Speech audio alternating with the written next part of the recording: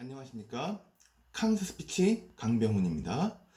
저는 버벅대는 습관을 치유하기 위해서 날마다 5분 이상 말하기 연습하는 영상을 촬영하고 있습니다. 시청자 여러분, 저의 매일매일의 놀라운 발전을 지켜봐 주세요.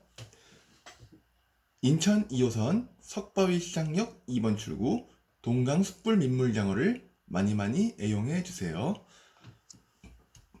오늘은 실손의료비, 실손보험에 대해서 말씀드리도록 하겠습니다. 실손보험은 국민보험이라고 할 만큼 많은 분들이 가장 먼저 가입하시는 것이 실손보험인데요. 실손보험에 대해서 요즘 말들이 많죠. 실손보험을 유지해야 하느냐, 아니면 해지해야 하느냐에 대해서 의견들이 다양합니다.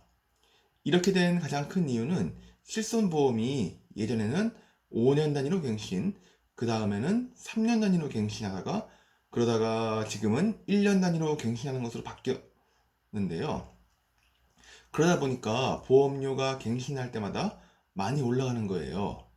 이에 대한 부담 때문에 많은 고객님들이 이것을 유지해야 하느냐 아니면 해지해야 하느냐에 대해서 문의를 많이 하시는데 오늘은 이 부분에 대해서 설명해 드리도록 하겠습니다.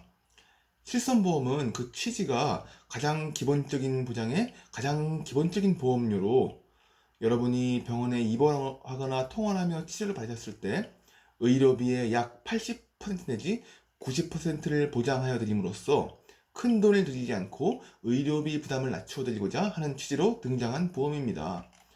저희 고객들의 사례를 말씀드리자면은 10년 전에 실손보험에 월 5만 원 정도에 가입하신 여성분이 있었습니다. 이 여성분이 연세가 70세 가까이 되셨는데 현재 보험료가 15만 원 정도 되세요.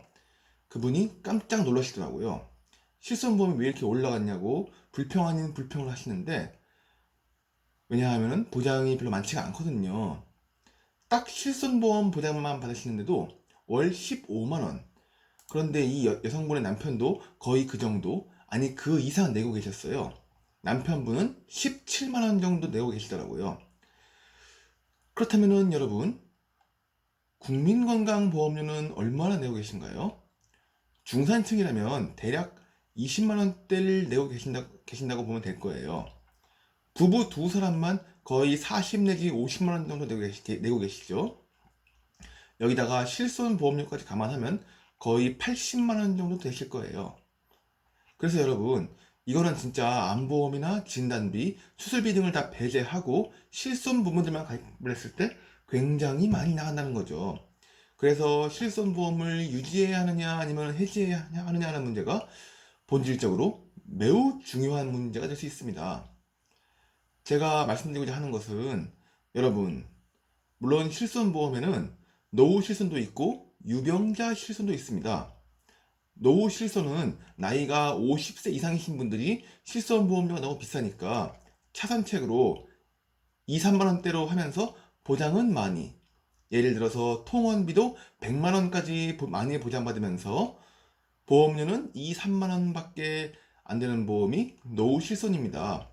그래서 나이가 많으신 분들은 노후 실손으로 갈아타시는 쪽이 보험료를 적게 하면서 보장은 크게 받으실 수 있는 방법이 될 수 있다 라는 것을 말씀드리고 싶고요.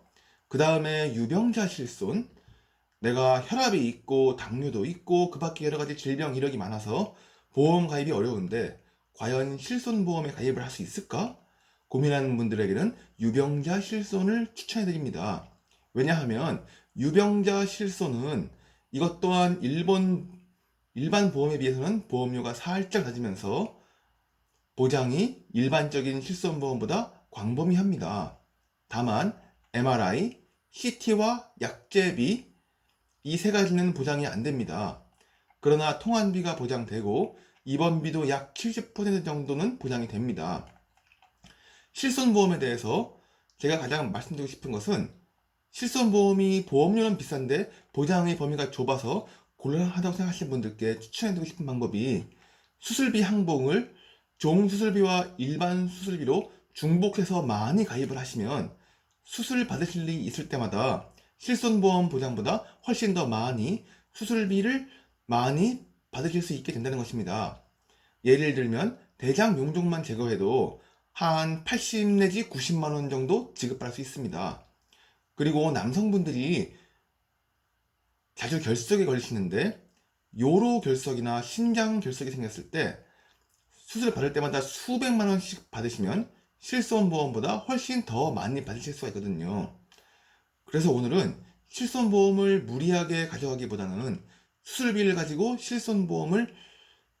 실손의료비를 대체하는 시는 쪽이 여러분이 부담스러워 하시는 보험료를 절약하는 하나의 방법이 될 수 있다는 것을 오늘 말씀드리고 싶었습니다. 오늘은 실손보험에 대해서 설명해 드리는 시간을 가졌습니다. 시청자 여러분, 오늘 영상은 여기까지 하겠습니다. 구독과 좋아요는 저에게 큰 힘이 됩니다. 그럼 시청자 여러분, 우리 다음 시간에 만나요. 안녕!